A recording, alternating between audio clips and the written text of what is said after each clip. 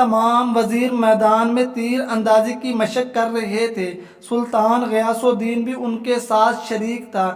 اچانک سلطان کا نشانہ خطا ہو گیا اور وہ تیر ایک بیوہ عورت کے بچے کو جا لگا۔ اس سے وہ مر گیا۔ سلطان کو پتہ نہ چل سکا۔ وہ عورت قاضی سلطان کی عدالت میں پہنچ گئی۔ قاضی سراج الدین عورت کی طرف متوجہ ہوئے اور پوچھا، کیا بات ہے، تم کیوں رو رہی ہو؟ عورت نے روتے ہوئے سلطان کے خلاف شکایت لکھوائی۔ سلطان کے تیر سے میرا بچہ ہلاک ہو گیا ہے۔ قاضی سراج الدین نے عورت کی بات پوری توجہ سے سنی اور پھر اسی وقت سلطان کے نام خط لکھا۔ آپ کے خلاف شکایت آئی ہے، فوراً عدالت میں حاضر ہو جائیں اور اپنے خلاف آنے والی شکایت کا جواب دیں۔ پھر یہ حکم عدالت کے ایک پیادے کو دے کر ہدایت کی، یہ حکم نامہ فوراً سلطان کے پاس لے جاؤ۔ پیادے کو یہ حکم دے کر قاضی سراج الدین نے ایک کوڑا نکالا اور اپنی گدی کے نیچے چھپا دیا۔ پیادہ جب سلطان کے محل میں پہنچا تو اس نے دیکھا کہ سلطان کو درباریوں نے گھیر رکھا ہے۔ قاضی کا حکم نامہ سلطان تک پہنچانا مشکل ہے۔ یہ دیکھ کر پیادے نے اونچی آواز میں اذان دینا شروع کر دی۔ بے وقت اذان سن کر سلطان نے حکم دیا، اذان دینے والے کو میرے سامنے پیش کرو۔ پیادے کو سلطان کے سامنے پیش کیا گیا۔ سلطان نے گرج کر پوچھا، بے وقت اذان کیوں دے رہے تھے؟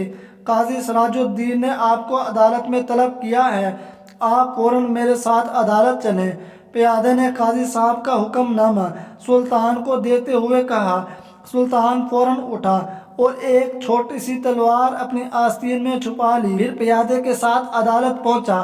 قاضی صاحب نے بیٹھے بیٹھے مقتول کی ماں اور سلطان کے بیان باری باری سنے اور پھر فیصلہ سنایا۔ غلطی سے ہو جانے والے قتل کی وجہ سے سلطان پر کفارہ اور اس کی برادری پر خون کی دیت آئے گی۔ ہاں، اگر مقتول کی ماں مال کی کچھ مقدار پر راضی ہو جائے تو اس مال کے بدلے میں سلطان کو چھوڑا جا سکتا ہے۔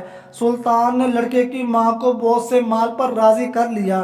پھر قاضی سے کہا، میں نے لڑکے کی ماں کو مال پر راضی کر لیا ہے۔ قاضی نے عورت سے پوچھا، کیا آپ راضی ہو گئیں؟ جی ہاں، میں راضی ہو گئی ہوں، عورت نے قاضی کو جواب دیا۔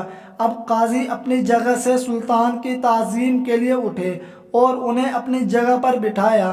سلطان نے بغل سے تلوار نکال کر قاضی سراج الدین کو دکھاتے ہوئے کہا، اگر آپ میری ذرا سی بھی رعایت کرتے تو میں اس تلوار سے آپ کی گردن اڑا دیتا۔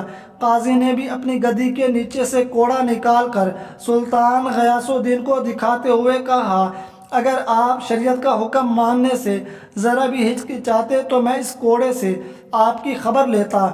بے شک یہ ہم دونوں کا امتحان تھا۔ ایسے بھی حکمران تھے اور ایسے بھی عادل منصفین تھے۔